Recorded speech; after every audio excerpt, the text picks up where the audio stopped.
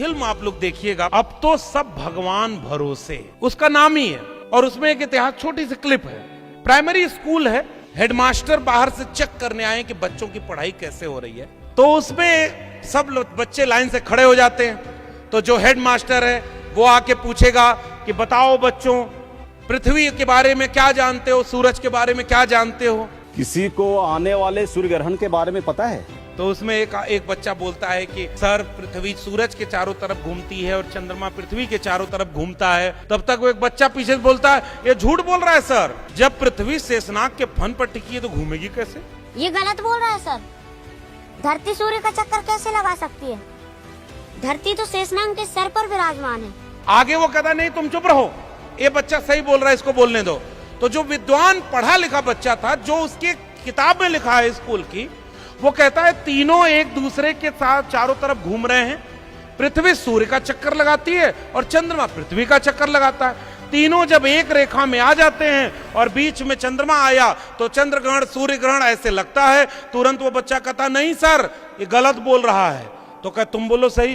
कहा कि राहु केतु को जब खा जाता है तो चंद्र ग्रहण लग जाता है। मास्टर कहता है राहु अब चुप हो जाओ, नहीं तो तू हमारी नौकरी खा जाएगा।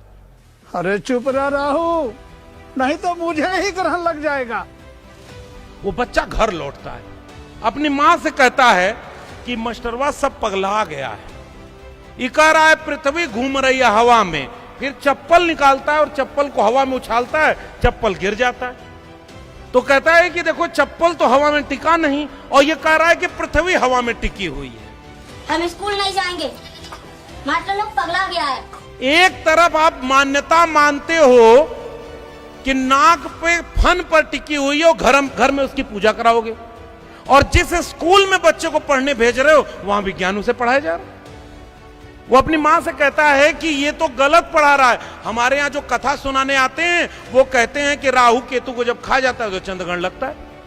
पंडित जी की कहानी सुनाई थी राहु केतु वाली, हमको जोर से टपट दिया और कह रहा था कि धरती सूर्य के चारों ओर घूमती है, इस कारण सूर्य ग्रहण लगता है। और तो और कह रहा था कि धरती आकाश में लटका हुआ है। बता, कोई चीज आकाश में कैसे लटकी रह सकती है?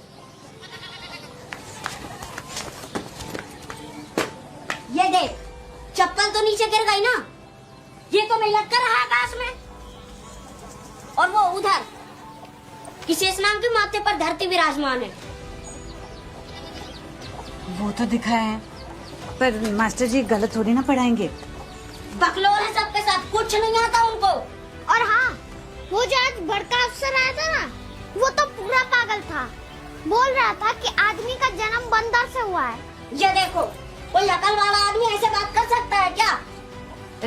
हमें क्या पता रे। अच्छा सोचिए ना, ज्यादा बाबा कहाँ है, ज्यादा पाखंड कहाँ है? जहाँ शिक्षा नहीं है।